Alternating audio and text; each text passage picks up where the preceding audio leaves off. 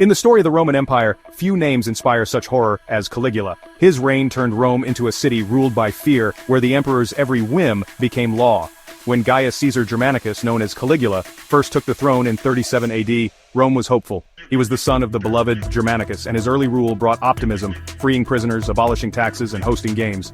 But after a sudden illness, Caligula changed. The benevolent ruler vanished, replaced by a paranoid tyrant who saw enemies everywhere.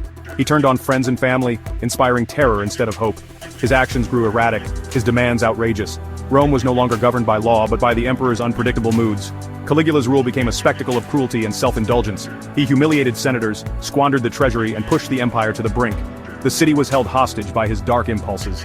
Caligula's story is a warning: power can quickly turn promise into tyranny. The monster in the palace was real, and Rome would never be the same. Caligula's ego was boundless, and his projects reflected it. On Lake Nemi, he built colossal floating palaces, luxurious barges with marble, mosaics, and even plumbing. These ships were more than pleasure boats. They were symbols of his power, hosting wild parties far from Rome's eyes. For Caligula, they proved he could bend nature to his will. But his vanity soon became a god complex. He demanded worship as a living god, appearing in public as Hercules or Jupiter. He replaced the heads of statues with his own likeness and built a bridge to the temple of Jupiter. Caligula even established a temple to himself, with a golden statue dressed daily in his clothes. He appointed priests, including famously his horse. This wasn't just eccentricity, it was a declaration that he was above the law, the Senate, and all criticism. For Romans, the line between man and God was sacred. Caligula crossed it with abandon. His claim to divinity was the ultimate expression of his terrifying power. Rome had never seen anything like it. Of all Caligula's bizarre acts, none is more infamous than his devotion to his horse, Incitatus. Incitatus lived in marble stables, dined from golden plates, and was attended by servants. Caligula treated his horse better than most people in his court. He even threatened to make Incitatus consul, the highest office in Rome. This was a calculated insult to the Senate, mocking their traditions and power. Though he never actually made the horse consul, the threat alone humiliated Rome's elite.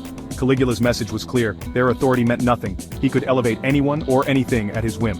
The senators were forced to applaud as their power was ridiculed. In Caligula's Rome, logic and tradition were replaced by the emperor's absurd will. The tale of Incitatus perfectly captured the madness of his reign. Caligula's cruelty was legendary. He took pleasure in the suffering of others, especially the elite he despised. His punishments were public spectacles designed to instill terror.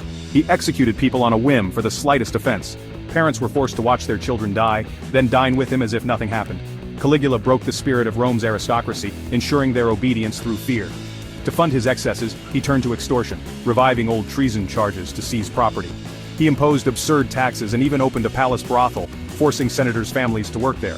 Rome was bled dry to satisfy his greed. The Senate lived in constant fear, forced to praise the man destroying them. Caligula's power was absolute, used not to govern, but to indulge his darkest impulses. Rome became a city trapped in a nightmare. The emperor's reign was defined by fear, humiliation, and relentless excess. After nearly 4 years, Rome's fear turned to fury. Even Caligula's own guards, the Praetorians, had enough of his insults and unpredictability. Led by Cassius Chaerea, a conspiracy formed. On January 24, 41 AD, as Caligula left the theater, the conspirators struck. He was stabbed over 30 times, a violent end for a violent ruler. In the chaos, his wife and infant daughter were also killed, erasing his line. The Senate briefly dreamed of restoring the Republic, but the Praetorians quickly installed Claudius as emperor. The cycle of absolute rule continued. Caligula's reign is a chilling lesson. Unchecked power can destroy even the greatest empire from within. Was he driven mad by power, or was the madness always there? His story reminds us how fragile institutions can be in the hands of a single unchecked ruler. Rome survived, but it would never forget the monster who ruled from within.